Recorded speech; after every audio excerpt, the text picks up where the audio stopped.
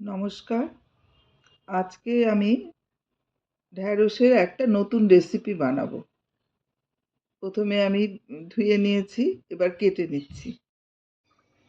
ঢ্যাঁড়সটা কাটা হয়ে গেছে। এবার আমি কড়াতে সর্ষের তেল দেব।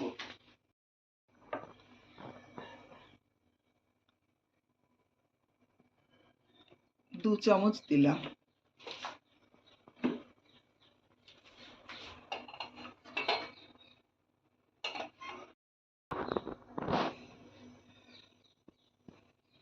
আমি এখানে হাফ চামচ নিয়েছি জিরে আর সর্ষে।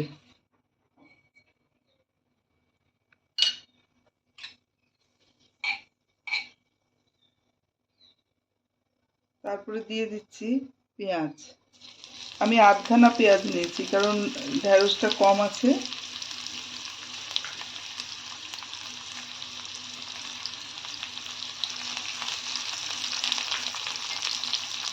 অল্প করে নুন দিয়ে দিলাম।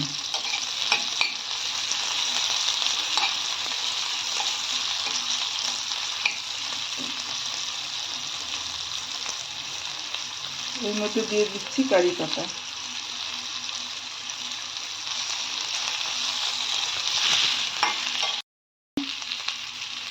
এবার দিয়ে দিলাম 2 চামচ বেসন।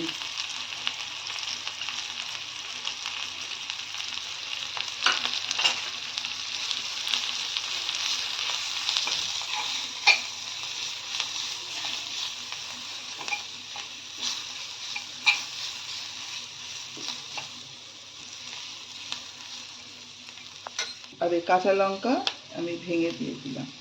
ঝাল আপনারা ইচ্ছে মতন দেবেন। আর এবার ঢ্যাঁড়সটা দিয়ে দিই।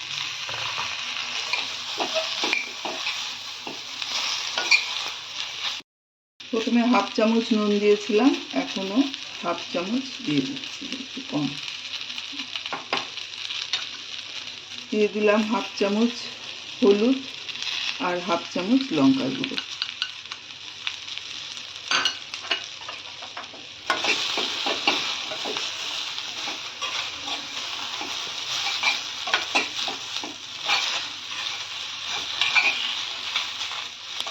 ঢাকা দিয়ে 5 মিনিট পরে খুলবো ঢাকা।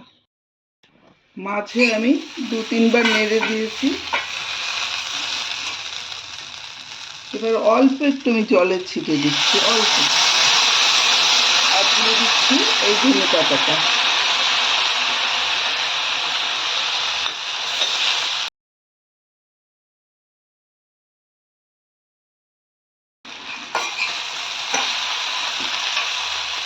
এবার গ্যাসটা অফ করে দিলাম, রান্না হয়ে যাবে।